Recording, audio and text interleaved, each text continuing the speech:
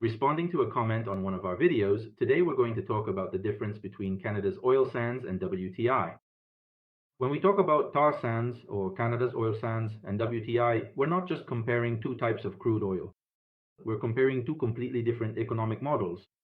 WTI is a light, sweet crude with low viscosity and density. It is extracted from relatively accessible formations and flows without the need for complex preliminary processes. This means lower production costs, more flexible operations, and direct access to the US pipeline system. That's why WTI usually has high benchmark prices and stable demand from refineries seeking high-quality crude. Oil sands are the opposite. There, the crude doesn't flow.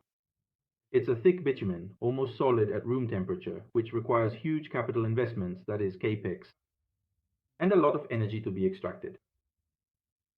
To make that bitumen manageable, it has to be diluted with naphtha or condensates, that is, diluent or partially processed in an upgrading plant. All of this raises costs and creates a dependence on external inputs. This is where the key economic difference appears. The market doesn't pay the same for a barrel of WTI as it does for a barrel of bitumen. Diluted, that is, dilbit.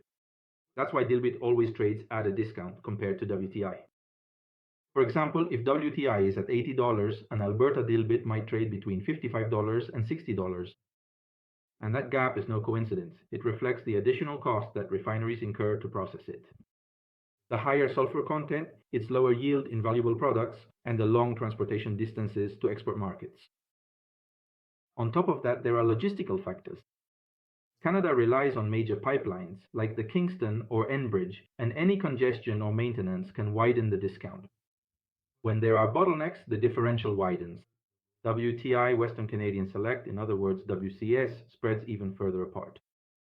Now what about the byproducts? Oil sands produce petroleum coke, elemental sulfur, and large volumes of wastewater. The coke can be sold as a low-cost industrial fuel. The sulfur is exported to China, India, and Brazil for the fertilizer industry. And the water must be treated and stored in tailings ponds, which adds extra environmental and operational costs. A concrete example of economic impact is that when the price of natural gas rises, which is the key fuel for generating steam in SAGID systems, the operating costs of oil sands skyrocket. Even if crude oil prices go up, a significant portion of the margin evaporates just because of energy expenses. In contrast, a WTI producer does not depend on gas to liquefy their crude. They extract, separate, treat, and ship. Much more straightforward, much less expensive. That's why comparing them is like comparing two different worlds. WTI is efficiency, fluidity, and quality. Tar sands is scale, massive investment, and intensive processes. That's why their economies and market prices move in very different ways. If you enjoy these types of videos, give us a like, follow us, share, and subscribe. This is Trendle Vision, understanding oil like a professional. Thank you.